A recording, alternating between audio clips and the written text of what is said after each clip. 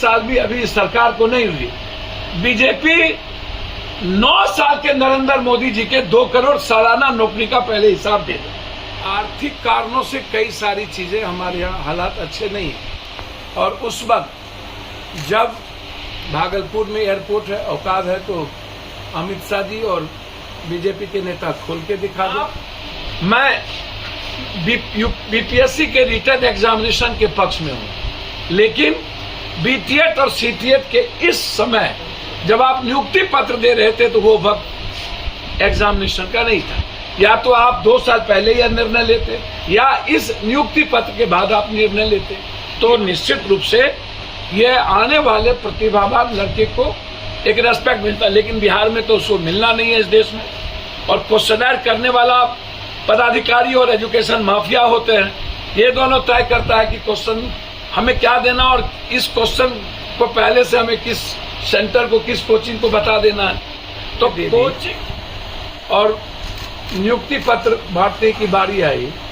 ऐसी कौन सी नौबत आई कि जब नियुक्ति पत्र 10 दिन 20 दिन के बाद बांटनी थी? कौन सा ऐसा सरकमस्टांसेस आया और कौन इसके पीछे है? एक बार तो पहले आप सीटीएट और बीटीएट के तहत ये पदाधिकारी लोग पैसा वसूल चुके हैं, लगभग लोगों से पैसा वसूल करके इनकी जिंदगी हरास कर दिया। दूसरे तरफ आप जो 4 लाख टीचर है उनके सम्मान के साथ भी आपने समझौता नहीं किया, और उनको भी आपने रिटर्न एग्जामिनेशन के लिए कह दिया तब आप वेतनमान होइएगा। और 20 साल पढ़ाई छूट जाने के बाद आप किसी का एग्जाम लीजिए और क्वेश्चन अपने तरीके से और सेंटर अपने तरीके से करिएगा, और रिटर्न बीपीएससी एग्जामिनेशन के तहत लीजिएगा, तो फिर से हमको सेंटर के लिए भी और माफिया के लिए भी पैसा व्यवस्था करना पड़ेगा। और बिहार में जो प्रतिभावान लड़के हैं वो छूट जाएगा और पैसा वाला उसमें भर्ती हो जाएगा। तो क्या बिहार में जो पढ़ने वाले लड़के हैं, गरीब लड़के हैं, मेधावी लड़के हैं, क्या वो टीचर नहीं बने? मैं बीपीएससी के रिटर्न एग्जामिनेशन के पक्ष में हूं, लेकिन बीटीएट और सीटीएट के इस समय जब आप नियुक्ति पत्र दे रहे थे तो वो वक्त एग्जामिनेशन का नहीं था। या तो आप 2 साल पहले यह निर्णय लेते, या इस नियुक्ति पत्र के बाद आप निर्णय लेते कि अब कोई भी बहाली बीपीएससी के रिटर्न एग्जामिनेशन के बगैर नहीं हो। तो निश्चित रूप से यह आने वाले प्रतिभावान लड़के को एक रेस्पेक्ट मिलता। लेकिन बिहार में तो उसको मिलना नहीं है इस देश में, क्योंकि पैसे का खेल है। क्वेश्चन पहले आउट हो जाता है, सेंटर बिक जाता है, और क्वेश्चनर करने वाला पदाधिकारी और एजुकेशन माफिया होते हैं। ये दोनों तय करता है कि क्वेश्चन हमें क्या देना, और इस क्वेश्चन को पहले से हमें किस सेंटर को, किस कोचिंग को बता देना है। तो कोचिंग अपने तरीके से एग्जामिनेशन को कंडक्ट करता है, और पदाधिकारी, और ये दोनों की मिलीभगत है। दोनों इसमें पैसे का गंदा खेल खेलते हैं। मेरा इसमें सबसे बड़ा इस बात को लेकर के आग्रह है नीतीश जी से और इस सरकार से। नीतीश जी, आपकी जो सोच है उस पर मुझे कोई आपत्ति नहीं है, लेकिन हमेशा से बिहारियों को गाली, लात मुक्का, कभी मणिपुर में, कभी नॉर्थ में, कभी साउथ में, कभी कहीं पर, और हम बाहर जाते हैं तो मजदूरी के लायक भी नहीं रहते हैं। हम बाहर जाते हैं तो हमको एग्जामिनेशन में भी पीटा जाता है। हमारे लिए किसी भी स्टेट में 10-15% से ज्यादा सीट नहीं है। हमारे लिए बिहार की प्रतिभा का लोहा दुनिया मानती है। नहीं, आर्यभट्ट नहीं, नालंदा, विक्रमशिला, अभी आईटी और आईएम, भले ही हम गरीब हैं, भले ही सब कुछ है संख्या, लेकिन जब टॉप की बात करेंगे, देखेंगे, तो अभी भी कम ही संख्या में हम नंबर 1 होते हैं। तो इसीलिए यह कहना कि साइंस और मैथ में के कारण ऐसा निर्णय लिया गया है, तो ये तो भाई मेरे ख्याल से ये स्वीकार नहीं। तीसरी चीज, मैं इस पक्ष में हूं कि आप किसी भी परिस्थिति में 90% नौकरी, हर नौकरी में हमें बिहार का अधिकार चाहिए, बिहार के बच्चे चाहिए, बिहार के खून चाहिए। इसमें कोई समझौता हम और हमारी पार्टी नहीं करेगी। हम बाहरी को दिया जा सकता है। आप 10% बिहार बाहरी को 5% दे दीजिए। बाहरी नहीं कहेंगे, वो भी हिंदुस्तान के लोग। बिहार से बाहर हम अन्य लोगों के तरह हमारा नेचर नहीं है, लेकिन 90% पर कोई कंप्रोमाइज करने की जरूरत नहीं है। मैं बहुत क्लियर हूं इस मामले में, और मैं हर परिस्थिति में मैं विद्यार्थी की बात नहीं करूंगा।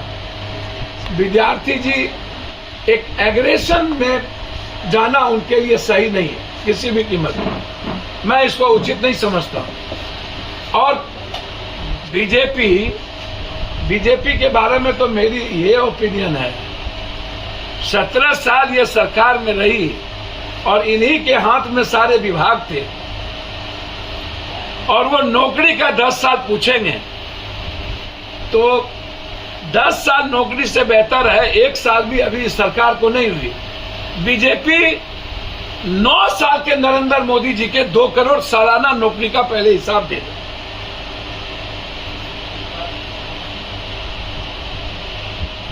$85,000 लाख करोड़ रुपया आरबीआई के जो छपे वो आरबीआई बैंक में नहीं गए, उसका जवाब दे दो।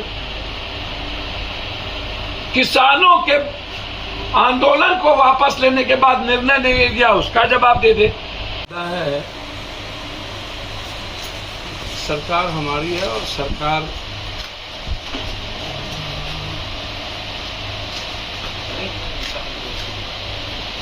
ब्रॉड सेंस में सोचती है, देश के हित में सोचती है। देश और दुनिया एक ही परिवार में सिमटा हुआ है, लेकिन यह बात सरकार को सोचनी चाहिए कि जिस तरह विशेष राज्य और विशेष पैकेज की बात करते हैं या स्पेशल स्टेटस की बात करते हैं, उस तरह देश में बिहार के जो 14.5 करोड़ लोग हैं, वह दुनिया में सबसे ज़्यादा गरीब है, सबसे ज़्यादा बेरोजगार है, सबसे ज़्यादा अशिक्षित है, सबसे ज़्यादा इकोनॉमिकल उनका जो पर कैपिटा इनकम है वो सबसे नीचे स्थान है। क्योंकि भारत सरकार जब से बिहार का बंटवारा हुआ तब से बिहार के साथ सौतेलेपन का व्यवहार लगातार होता रहा। एक तो बंटवारा ही गलत था और हम बंटवारे के पक्ष में नहीं थे, हमारी पूरी ताकत खत्म कर दी। हमारे पास अपना संसाधन जो है तनख्वाह के अलावे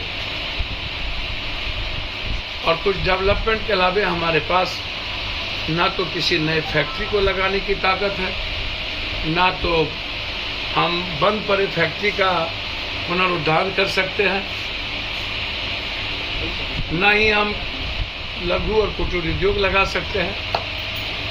जो हालात है वो बिहार के आर्थिक शैक्षणिक रूप से अच्छे नहीं है। बाढ़ से हम परेशान हैं, बाढ़ हमारी आर्थिक कमर को तोड़ चुकी है।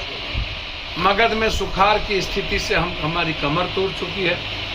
पहले ही बिहार की जनता पर इतने टैक्सेस है जिसका हमारे पर पैसा भी भारत सरकार नहीं देती है। जीएसटी का पैसा लंबे दिनों तक रोक के रखी है।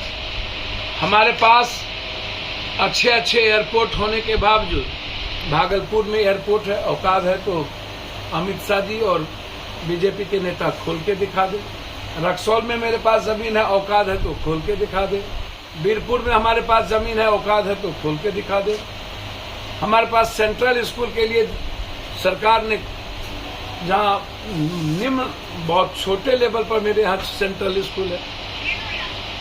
हमारे यहाँ कई परियोजना है रेलवे की जो बंद है। तो आर्थिक कारणों से कई सारी चीजें हमारे यहाँ हालात अच्छे नहीं है। और उस वक्त जब